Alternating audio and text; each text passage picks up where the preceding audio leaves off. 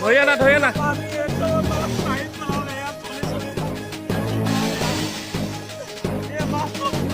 এই দি দিয়ক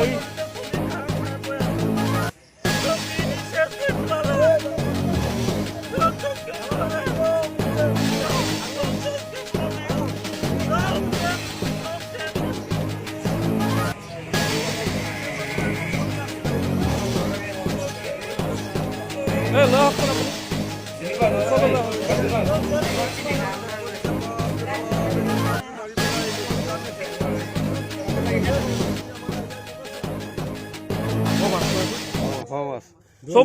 দামী মাছ সব মৰিছে একদম ডাঙৰ মাছ মৰি পাব মাছ সব মৰিছে ৰিঠা মাছ দামী মাছ যি আছিল সব শেষ হৈ গ'ল কি ডাঙৰ পাবি হাজাৰ টকা কেজি যোনটো মাছৰ এই মাছ মাৰি শেষ কৰিব লাগিব এইবিলাক মাছ দেখিছে ৰাইজ নেবাছে এইবিলাক বাছপাতি বুলি কয় ইমান দামী মাছ গোন্ধাই গৈ শেষ এই দহ ভকতে খাই আছে মাছ হয়নে এই বিটোতো কিয় দিব লাগে মহলদাও কথা নাই মহলদাই পাইছে কিবা এটা কৰিছে খাই আছে দহ ভকতেও খাই আছে মাছ অকণমান হৈছে নাই হ'ব যোৱা ৰাতিৰ পৰা কেনেকৈ কি বুলি ভাবিছে কেনেকুৱা বুলি এতিয়াতো কাক ক'ম আৰু এতিয়া চাওক নদীখন আমি লৈছোঁ চৰকাৰৰ পৰা 9 লাখ টকাৰ ডাকত প্ৰায় খৰচা মৰ্চাই আমাৰ 12 লাখ টকা বছৰি চৰকাৰক দিবলগীয়া হৈ আছে 9,03,333 টকা আমি চৰকাৰকে দিব লাগে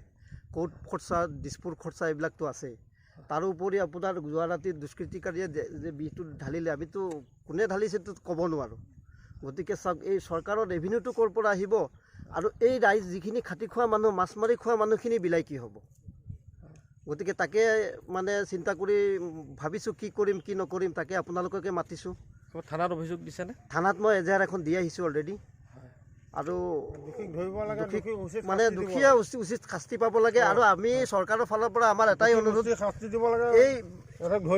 এই যোনে এই কাৰ্য কৰিছে এই দুখ কামটো যোনে কৰিছে তেখেতলোকেও বুজক আৰু চৰকাৰেও আমাৰ ফালে অলপ চাওক যিহেতু আমি এই 9 লাখ টকা আমি দিম কেনেকুৱা প্ৰতি বছৰে যদি এনেকুৱাই বিহ দি পেলাই মাছ মাৰে তেতিয়া আমাৰ বিলাই কি হ'ব আৰু ৰাইজৰ বিলাই কি হ'ব নাই আমি ৰাইজ মৰি যাম ছাৰ আমি নেবাচো আৰু এখন নদীৰ ওপৰত আমাৰ সব ল'ৰা ছোৱালী গতিকে মোৰ এটা অনুৰোধ মোৰ ৰাইজৰ পৰা আৰু মোৰ ব্যক্তিগত মহলদাৰ তৰফৰ পৰা ৰাইজক মই চৰকাৰক মই অনুৰোধ কৰিছোঁ যে এই চৰকাৰী ডাকৰ বিলখনত যে এনেকুৱা এটা অপদস্থ এনেকুৱা এটা অত্যাচাৰ চলি আছে এই অত্যাচাৰ চলিলে আমি এই ৰাজহ কেনেকুৱা দিম চৰকাৰী ৰাজহটো ৰেভিনিউটো কেনেকুৱা দিম আমি আৰু আমি বাচিম কেনেকুৱা গতিকে আমাৰ অনুৰোধ এইটোৱে যে চৰকাৰে আমাৰ এই বিষয়টো লৈ অলপ গুৰুত্বপূৰ্ণ এটা তদন্ত ল'লে আমি নিশ্চয় অলপ ৰাইজে অলপ সুখী হ'ব আৰু আমি মহলদাৰখিনি যিহেতু বাচিব পাৰিম আৰু